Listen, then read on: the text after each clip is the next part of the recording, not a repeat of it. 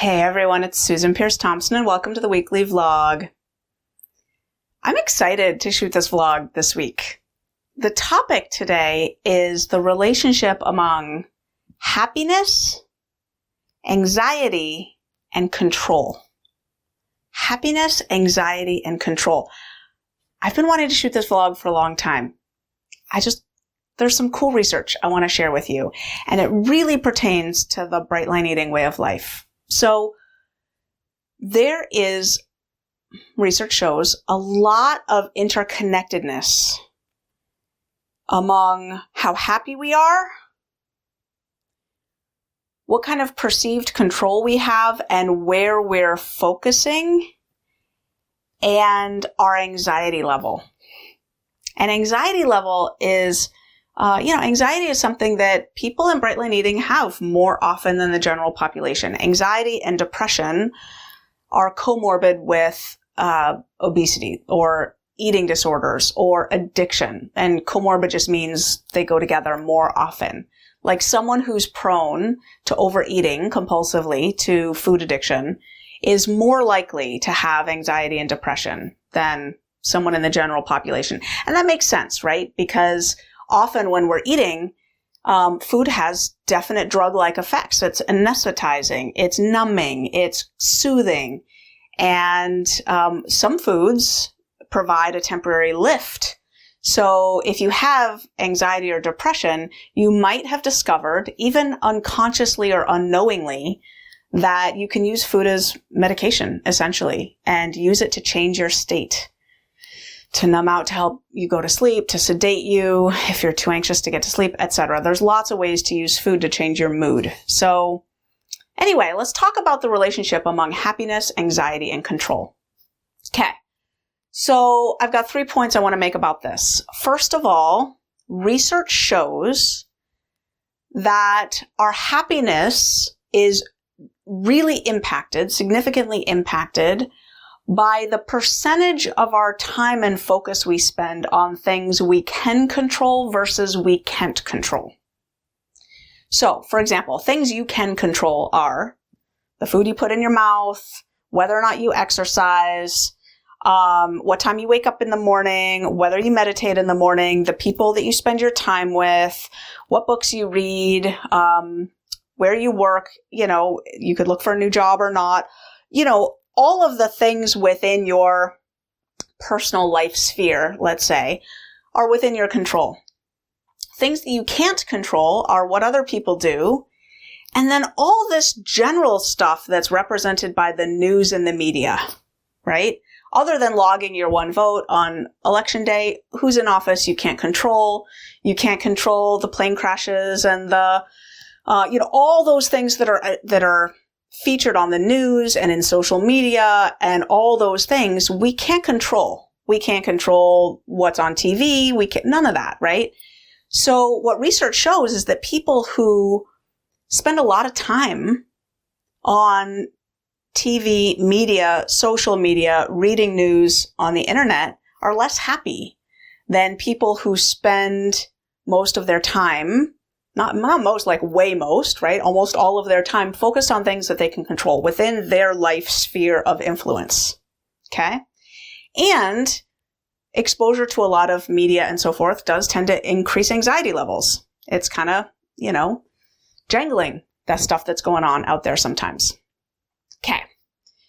And I'm not going to get into debates about, it's important to be informed and da-da-da. I'm just presenting data here, right? Like there are these relationships among these variables. And, over a nice dinner party, we could talk about all the rest. But I'm just sharing. There are these relationships among these variables. What I've noticed is that when people do Bright Line Eating, because Bright Line Eating invites people to add habits, in particular, a morning routine and an evening routine that tend to gobble up periods of time and use them for activities that we can focus on, writing gratitude lists and meditating in the morning, doing a 5-year journal at night, writing down our food at night, et cetera, et cetera, et cetera. The time that people spend on things like television tends to decrease. Because, there's only so much time in a day. So if you've got these new habit stacks that you're working on in the morning and the evening, you tend to spend less time on social media and TV and things like that. So that's kind of cool. It's one of the reasons, one of the things in Bright Line Eating that tends to lift mood. The second research I want to share with you is research on the relationship between anxiety and control in particular. Research shows that when people have anxiety in a particular situation, it's because they lack a sense of perceived control, meaning the outcome feels out of their hands. To illustrate,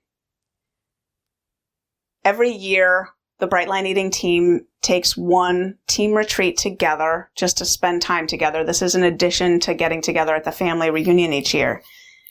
And as we fly to this place together, we really notice that some people love flying and some people hate flying. Like some people, just the act of getting there on an airplane is so anxiety provoking for them. So much so that we have people on our team who didn't used to fly, like pretty much at all. Like they would drive for a day and a half to get somewhere to avoid a 2-hour flight. Okay. If you ask people who are scared to fly whether they feel like they have control or they've lost control when they're sitting on an airplane, they say, I have no control in that situation. I've lost control. Like that plane could drop out of the sky at any moment and I have no control over it. You ask someone who loves to fly, like me, do you feel in control or out of control sitting on an airplane? And I'm like, oh, I feel very in control. Like I've got my little seat and I've got my book and I've got my sparkling water and, I've got my headphones. I can choose what music to listen to. I can, for me, it's a very controlled environment. Of course, I'm focusing on different things, right? They're focusing on we could drop out of the sky. That thought never occurs to me, right? So my sense of perceived control in that situation leads me to not feel anxious. So there's treatments now for anxiety, cognitive behavioral therapy treatments that really focus on helping people to see where they have control in certain situations where they normally feel anxious. Social anxiety, for example, you can help people feel like they have more control over the social environment and so forth. Now, finally, the third thing I want to say is you can extend this to your Bright Line Eating journey really easily because what happens is oftentimes with our food, we can find ourselves starting to feel anxious when we feel like we're losing control. We're going to a restaurant. We don't know what they're serving. I have a friend who just toured the Galapagos on a boat, which was an amazing bucket list opportunity for her, but the food felt like a nightmare because she didn't have control over it. She'd told them in advance, no sugar, no flour, no desserts, but each meal, they just served what they served. There was no menu. There was no notice. And she would show up to the meal having to just kind of eat or not eat what they presented. And there was no choice, no control at all. And she said the food was some of the hardest food days of her entire multi-year Bright Line Eating journey because of that lack of control. But even in less extreme situations, a lot of us start to feel like, I'll use the word bajiggity, which my friend Lyndon uses. I love that word. We feel bajiggity about our food sometimes. And we can think, okay, I'm feeling like I've lost control over my food. How can I get back a sense of perceived control?